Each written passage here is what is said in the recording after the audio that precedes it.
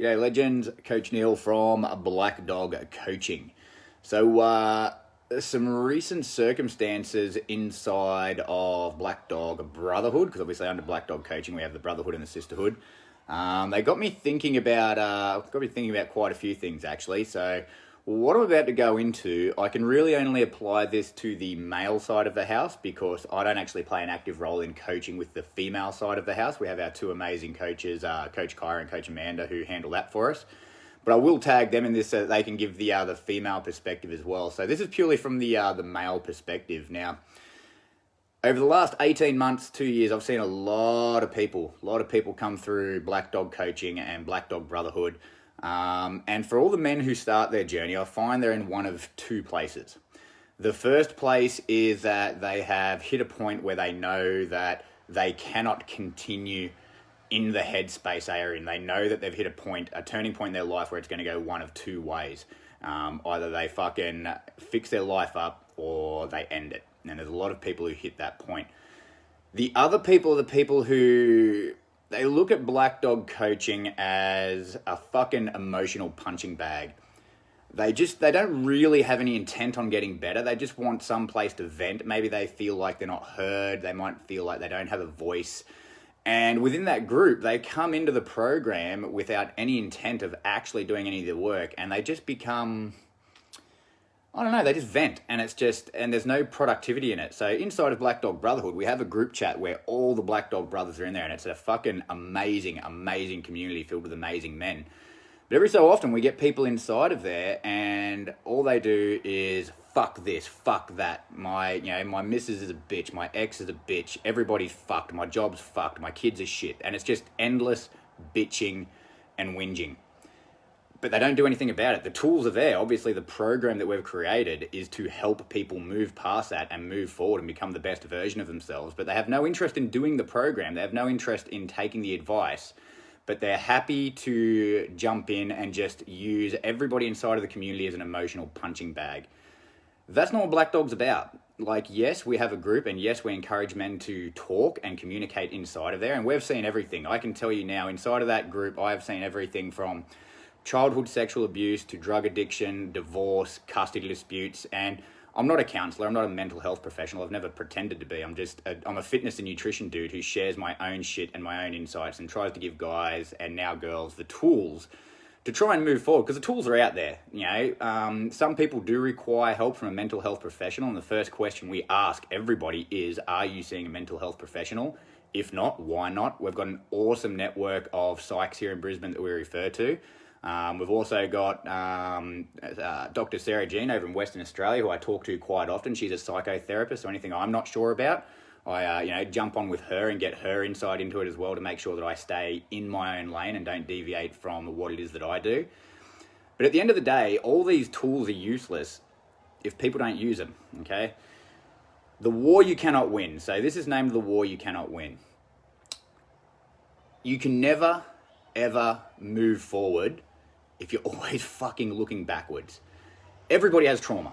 I would argue that every single person has some form of trauma in their life. You can look back and you can find something that was traumatic to you.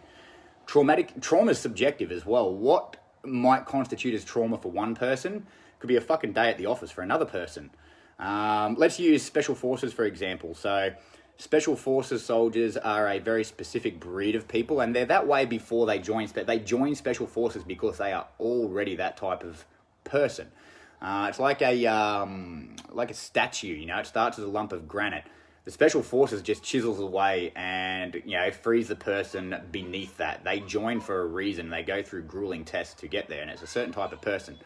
Now, if you were to take fucking Joe Bloggs the banker and stick him in a day of the life of an SAS soldier, what the SAS soldier would call a day at the office would leave the fucking banker traumatized for the rest of his life. So trauma is subjective, and in my opinion, I would argue that everybody has some form of trauma somewhere in their life, or something that they perceive to be trauma. Now, here's the thing. I'm not going to minimize it. I'm not going to say, this person's trauma is worse than that person's trauma, because trauma is subjective. Rock bottom is subjective. But here's the thing. If you allow yourself to be defined by that trauma and you live your entire life looking back at that trauma, you're never going to fucking win. you will lose the game of life because you spend your whole time focusing on that trauma and never ever moving forward from it. I can put my hand on my heart and say that I know what I'm talking about, because there's guys in the Brotherhood who know my history. There's stuff that I haven't declared publicly yet. Like, here on this public page, most people know that I've had, bouts of, I've attempted suicide once, come close a second time. I still spiral up and down. That's par for the course. I've chosen to live a life off antidepressants and try to use natural remedies, such as the stuff that I coach inside the Brotherhood, and that's a personal choice. I'm not telling anybody to get on or off medication. That is my personal choice. But at the end of the day, I have issues in my past, and I have trauma in my past that a few people are aware of, and I have made a conscious decision to not be defined by that. It's a part of me. I acknowledge it. It's fucked my head up on some level. I acknowledge that. But it doesn't define me. It's not who I am. I choose to look forward. I choose, when I spiral downwards, to take what I call a 90-second test, which is where I basically box breathe, bring myself down a bit, remove myself from fight or flight just through breathing, and then look at it from basically a third-person perspective. And a lot of the time, when my mind starts to spiral into the negativity, it becomes a conscious decision to not be a negative piece of shit. It becomes a conscious decision to redirect my thoughts to something positive. Some people can do this, some people can't. Some people can learn to do it, some people fucking refuse. Here's the thing, okay? If you have trauma in your past, and I'm not going to minimize it, I'm not going to try and label it, okay? If you have trauma in your past, it doesn't need to define you. If you cannot move past it, you need to see a mental health professional, and you need to do the fucking work to move forward from it, because nobody's going to do it for you. Nobody's coming to save you. Nobody's going to fucking wave a magic wand and make you better. There's no magic pill out there that's going to fucking fix everything for you, okay? My opinion, and this is just an opinion, is that antidepressants are a mask. They mask the pain that you are feeling, but they don't fix what caused it. The only way you can fix whatever caused that trauma, whether it was caused by you or not, this isn't a blame game, but the only way that you can fix your trauma is by fucking going deep on the work that is required. The only way you can heal from it is by facing it. The only way you can heal from it and move forward is by acknowledging it and moving forward from it. Because if you constantly look back in fucking anger, if you constantly look back in rage, and if you hate your life because of something that happened years ago, if you hate your life because of the way you were raised or something horrible that happened to you, it's in the past. You physically cannot change it. There is not a fucking thing you can do to change your past. It is there. And if you choose to be defined by that, because it is a choice, if you choose not to let it go, you won't win. It's a war you cannot fucking win. So my advice, and this is nothing more than advice from a guy who's battled fucking mental health issues for, well over a decade. This is coming from a guy who has trauma. This is coming from a guy who...